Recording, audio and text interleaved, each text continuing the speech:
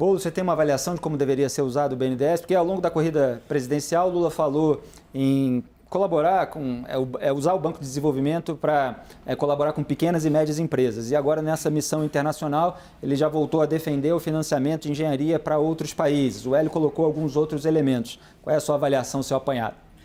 Olha, Felipe, eu acho que antes da gente falar do papel do BNDES, é importante a gente falar do porquê que os governadores foram com o pires na mão hoje para o Palácio do Planalto, pela medida covarde tomada no governo Bolsonaro do corte do ICMS dos combustíveis, penalizando os estados pela alta do preço da gasolina, que foi resultado de uma política desastrosa que o Michel Temer criou na Petrobras quando o Pedro Parente era presidente da empresa e que o Bolsonaro manteve, que é a política de paridade dos preços de importação.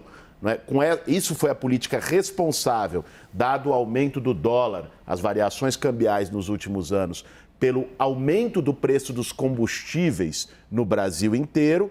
E aí, como o Bolsonaro não queria mexer nesta política, no interesse dos grandes acionistas, sobretudo na Bolsa de Nova York, da Petrobras, ele foi e cortou o ICMS dos combustíveis. E aí, isso gerou um rombo na conta dos estados e precisa se encontrar uma solução. Foi daí que a gente chegou no debate da utilização ou não do BNDES. É sempre bom a gente lembrar isso. Da minha parte, eu acredito que o BNDES deve servir essencialmente para fortalecer pequenas, médias empresas que não conseguem, têm mais dificuldade de ter acesso ao mercado de capitais.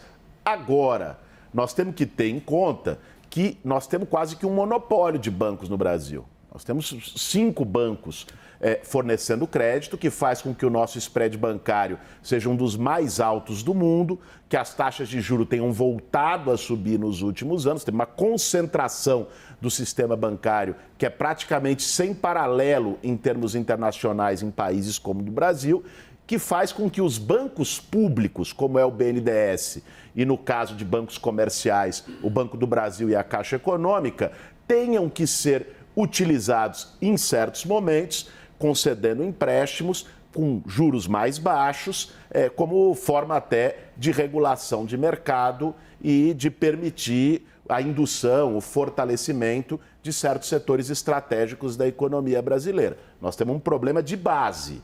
No caso da relação com os governos estaduais, a covardia do Bolsonaro de não ter mexido com o PPI na Petrobras e, no caso do papel do BNDES, o nível de concentração bancária do Brasil.